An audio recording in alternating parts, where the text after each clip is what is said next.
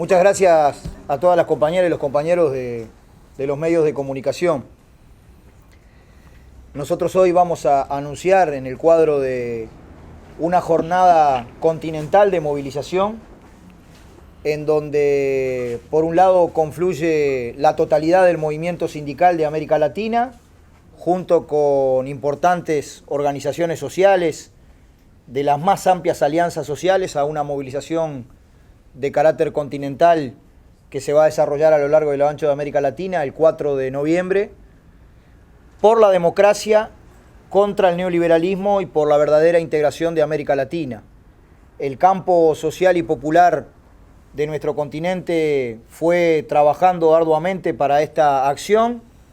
Simbólicamente el 4 de noviembre es un día bien importante porque se conmemora además la derrota de una de las ideas del imperialismo norteamericano, que fue el ALCA, y en todos los países de América Latina se van a desarrollar distintas acciones concertadas por la unidad de estas amplias organizaciones.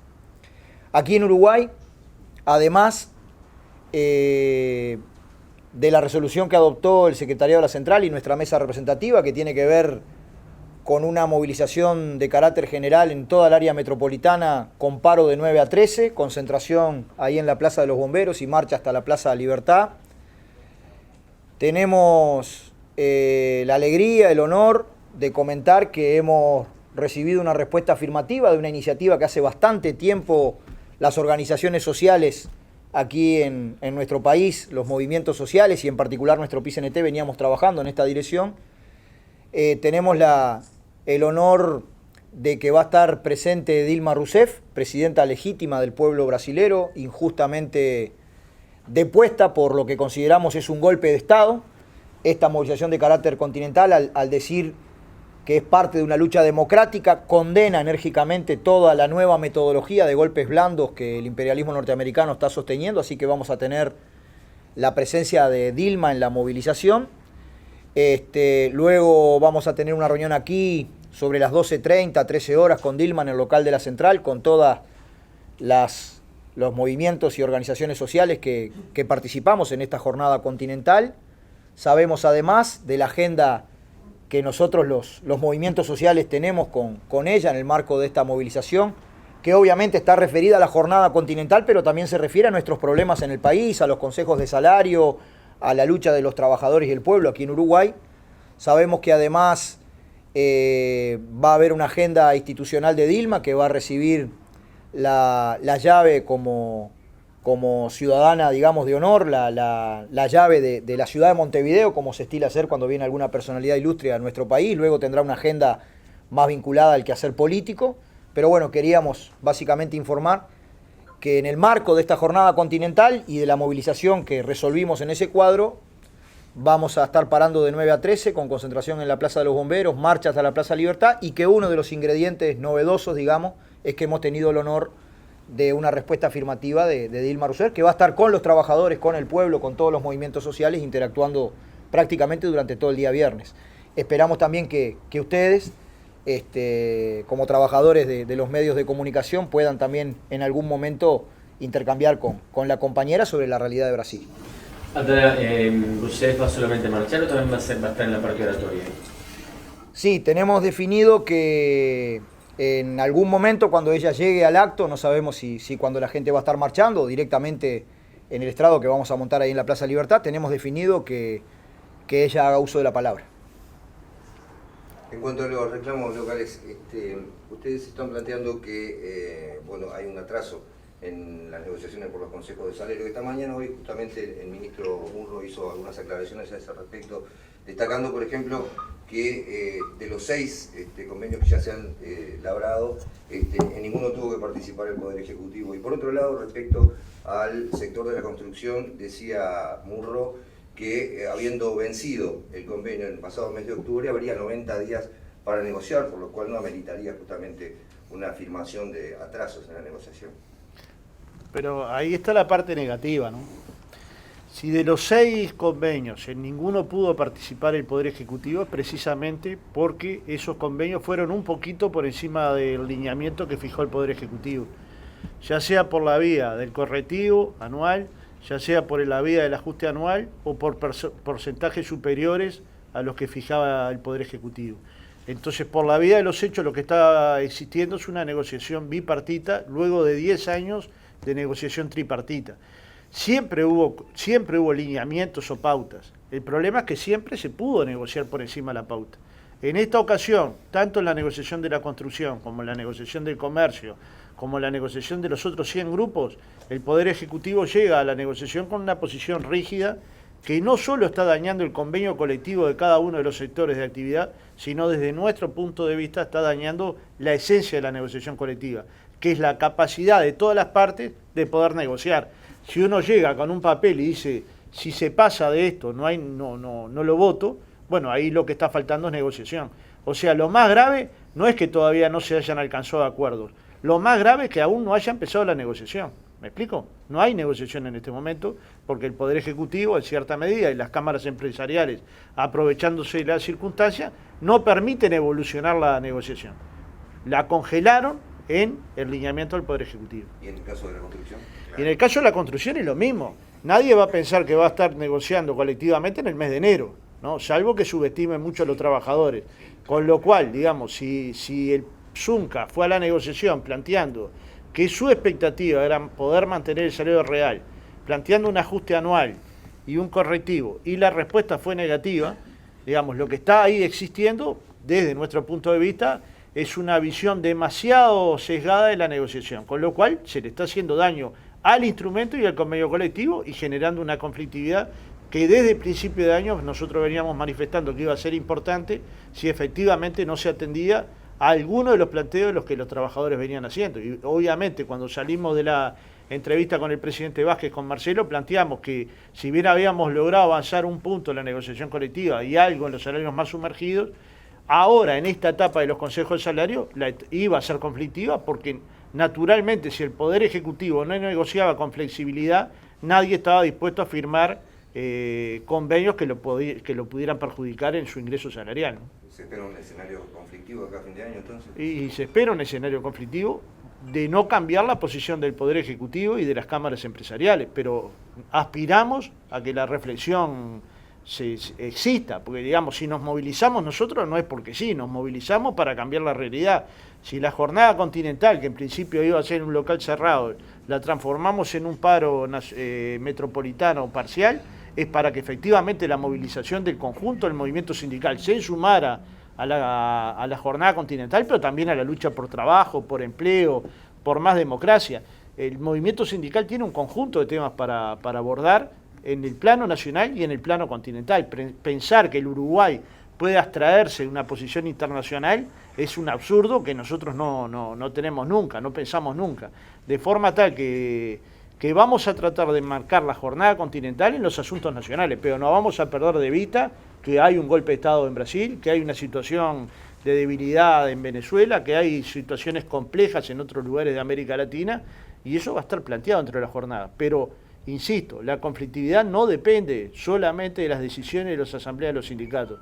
A veces dependen de tener posiciones demasiado rígidas en los ámbitos de negociación donde es que efectivamente se resuelven los problemas, ¿no? ¿Cuándo se van a plantar los sindicatos? ¿Qué están esperando? Bueno, plantados ya están. Digamos, el Zunca ha facultado a la totalidad de los dirigentes sindicales de cada obra a que en la medida que entiendan pertinente tomen una medida. Los trabajadores del comercio han hecho una movilización ayer de los supermercados y van a hacer otras movilizaciones en estos próximos días, y la central sindical va a responder en la medida que la negociación no avance, y de hecho ya lo está haciendo con un paro parcial, pero si es necesario va a ir a otras medidas. Lo cierto es que esperamos que la negociación colectiva dé los resultados esperados, y esto es que se negocie, simplemente que se negocie.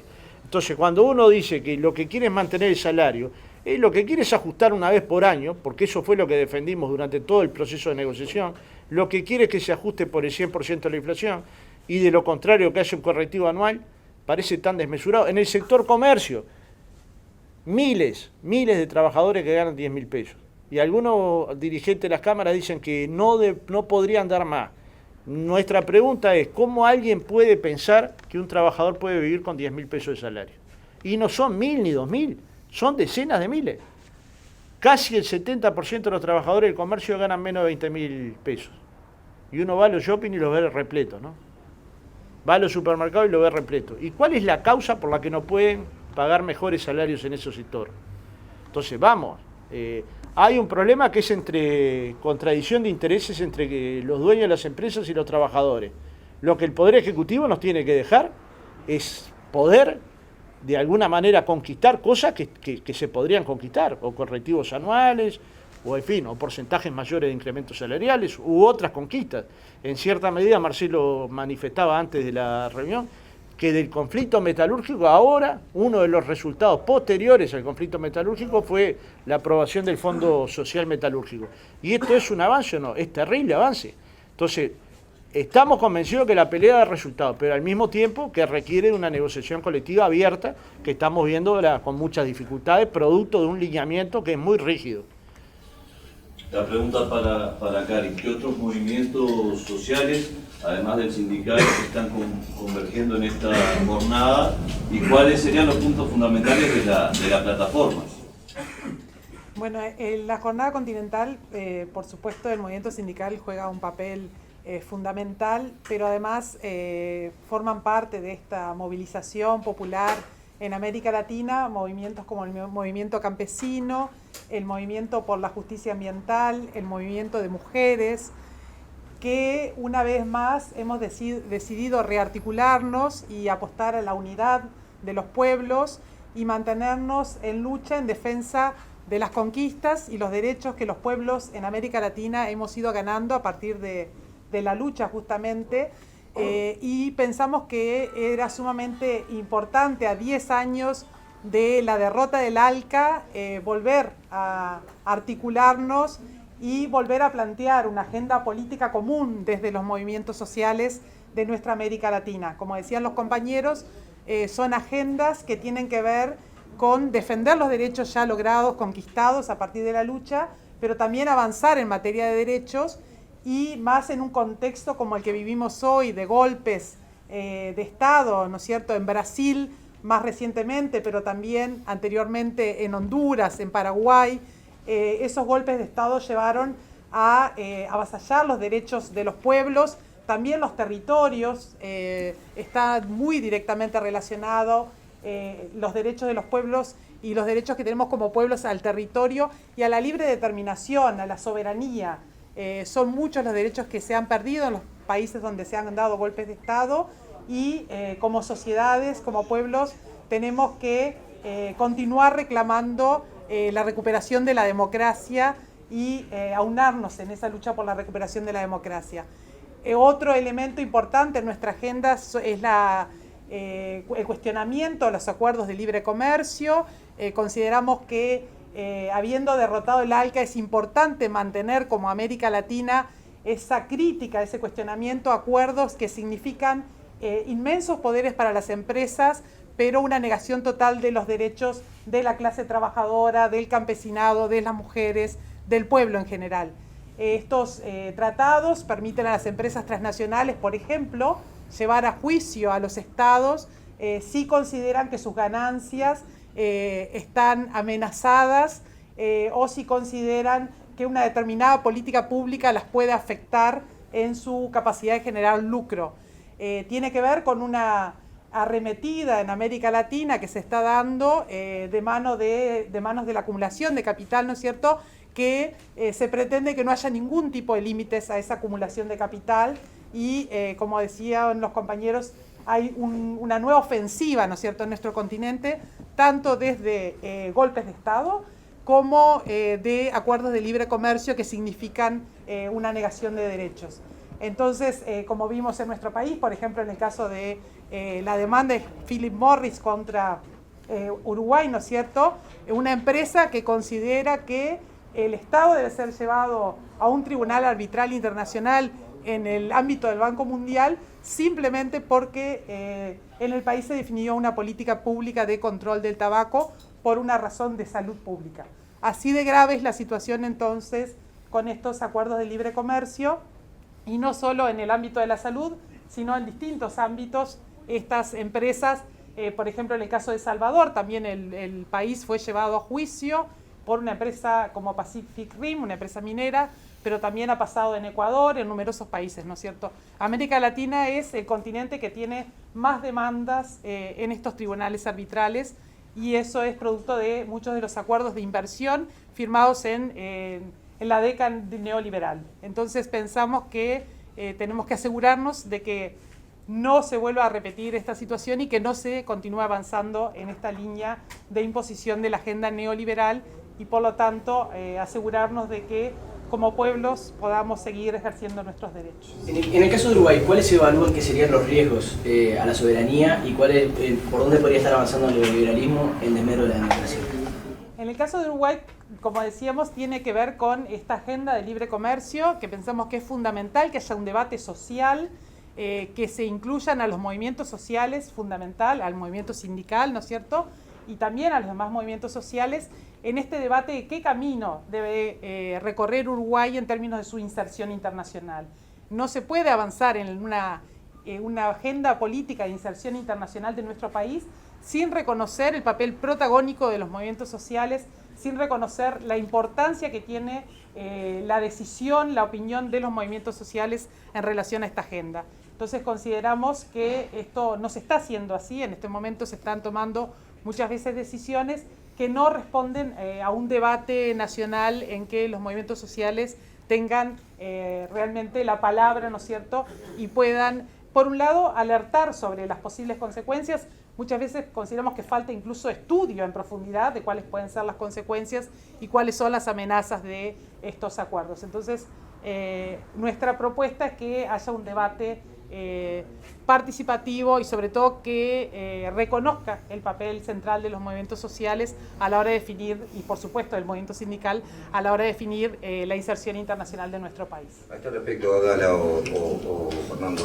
¿se esperaba una posición con respecto a la eventualidad de un tratado de libre comercio con China para esta semana? ¿Hay una decisión definida al respecto? Mirá, nosotros vemos con buenos ojos que en momentos de grandes contradicciones en la economía mundial, mientras Estados Unidos intenta armar su andamiaje, que es el Tratado Transpacífico, con una función casi que explícita de aislar a Rusia, China, India, vemos con buenos ojos que Uruguay, en vez de quedar unilateralmente vinculado a la estrategia de Estados Unidos, tenga relaciones más equilibradas con otras potencias emergentes. Nos interesa mucho un acercamiento con Rusia, nos interesa mucho un acercamiento con China. Creo que el primer ministro chino fue fino cuando habló de la posibilidad de una alianza estratégica. Ahora, una cosa es una alianza estratégica y un proceso de acercamiento que mire con rigurosidad, sector por sector, objetivos de cooperación científica, de inversión, mismo de aceleración del comercio. Una cosa es eso y otra cosa es un TLC genérico. Es más, China no tiene la misma metodología que Estados Unidos desde el punto de vista de los TLC. Así que, en el caso nuestro, viendo con buenos ojos ese acercamiento y con una posición crítica, digamos, con la metodología que ha sido expresada cuando nosotros rechazamos un tratado de libre comercio con Estados Unidos, o como cuando, por las razones que bien decía la compañera, rechazamos el TISA, digamos, nosotros vemos de que hay que ir a un proceso muy riguroso de negociación, que no necesariamente es un TLC genérico, general, sino que es una herramienta diferente.